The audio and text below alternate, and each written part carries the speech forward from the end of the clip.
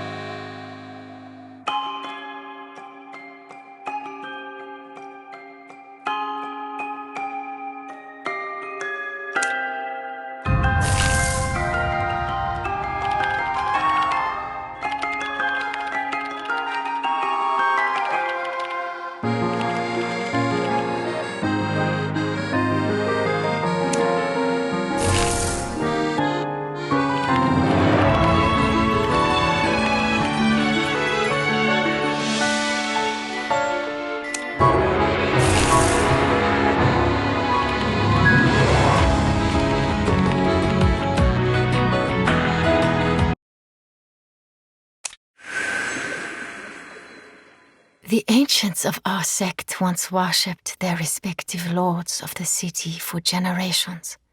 They believed that a goddess would be reborn as one of them every generation, and as long as the goddess danced for the Lord would be blessed by the heavens. One particular generation suffered a severe drought. The people became destitute, and the two eldest sons of the Lord fell into a fierce battle for succession.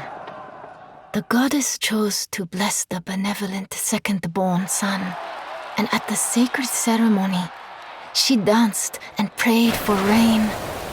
Soon, rain indeed fell, revitalizing the barren land. The people were convinced that the second-born son was the chosen one. The benevolent second-born son did not wish to embarrass his brother and placed him in charge of an annexed territory. However, his kindness was not rewarded. After a few short years, the first-born son began recruiting soldiers in his territory. He invaded the city, forcing his younger brother to abdicate. In order to silence all who opposed him, he sent his men to set fire to his brother's mansion and then said to the onlookers, "If he were truly blessed by the gods, then let there be rain from the heavens to put out this fire." That night, Prayers for rain were heard coming from the mansion. But alas, no rain fell. The fire burned for 3 days and 3 nights before finally going out. Though the people assumed that the second-born son had indeed been abandoned by the gods, his body was not found among the ruins of his residence. Only the soaking wet body of the goddess at the center of the mansion, quietly resting in an eternal slumber.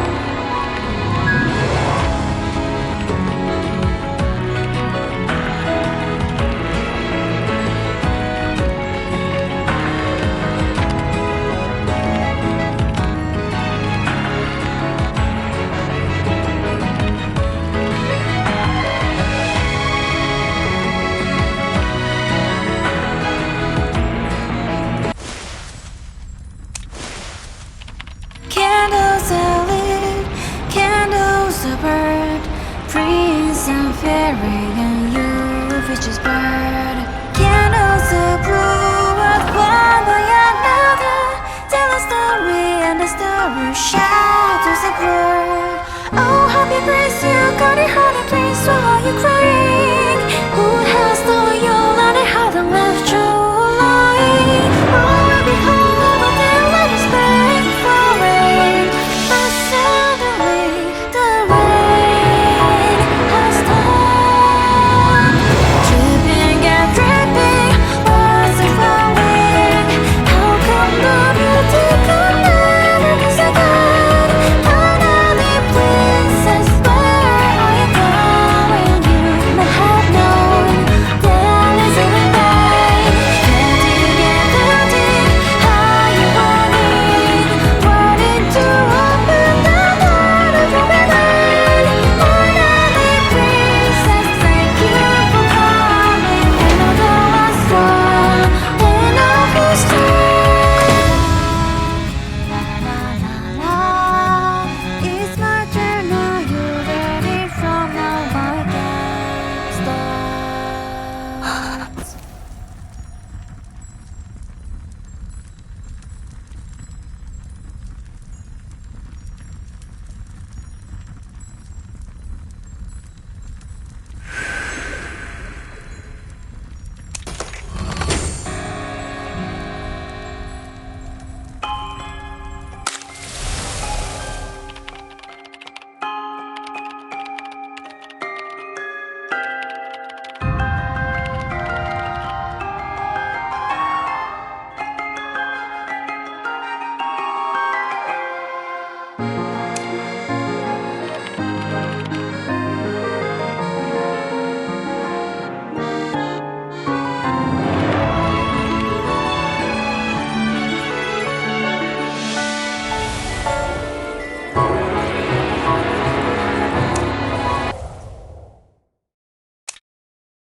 Walking hurriedly along the road, a cold and famished girl came to a manor.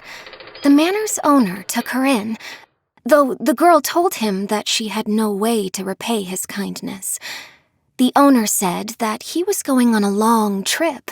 He asked the girl to stay in the manor for a while and help him feed and care for the birds. The girl agreed. There were many bird cages of different sizes in the manor, housing all kinds of birds, and a mysterious golden cage covered with black gauze. The manor's owner told her that it was a special bird and that it would not get hungry as long as it was kept in the dark. He said he would feed it himself upon returning, and that the girl should never open the cage. The girl confirmed her duties. Alone in the manor, the girl fed the birds according to the owner's instructions. The day upon which the manor owner was expected to return arrived. The girl waited until the evening, yet the owner was nowhere to be seen. Outside, thunder and lightning suddenly appeared in the sky, accompanied by torrential rain. The girl closed the windows and went to check on the birds. The Manchurian crane was huddled in a corner, shivering. It must be afraid of the dark, the girl thought, and paid the bird no mind. The parrot, who had never uttered a word before, began shrieking, "Awake! Awake!" It must be afraid of the thunder, the girl thought, and paid the bird no mind. Finally, the girl's eyes fell upon the mysterious golden cage. Driven by curiosity and good-heartedness, despite the manor owner's warning, the girl opened the golden cage, and the black gauze instantly fell to the ground. At that moment, a bolt of lightning flashed outside the window, illuminating the room and what resided in the cage. She saw a bird lying on a pile of white bones. As it awakened and looked at her with eyes as red as flowing blood, her entire body was gripped by inexplicable fear. "It's hungry." A familiar voice came from behind her. These were the last words she heard before shutting her eyes for the last time.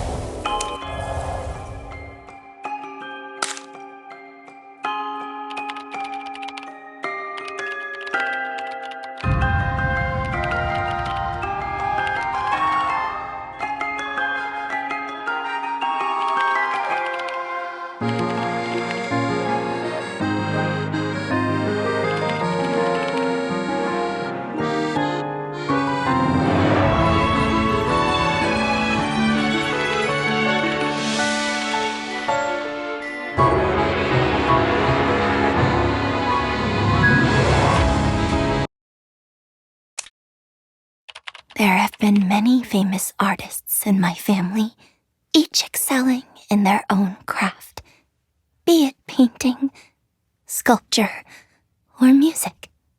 But this natural talent seems to have skipped my father's generation. He became a famous art dealer. When I went in there as a child, I remember that one of these exquisite works caught my attention.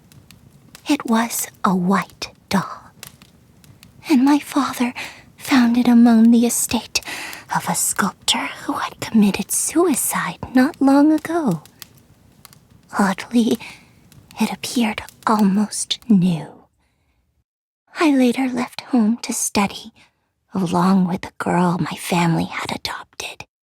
I asked my father if I could take the doll, but he gave it to the girl instead, simply because she exhibited some artistic talent. Well, maybe more than some. Later, the girl eloped with her lover and left the doll behind.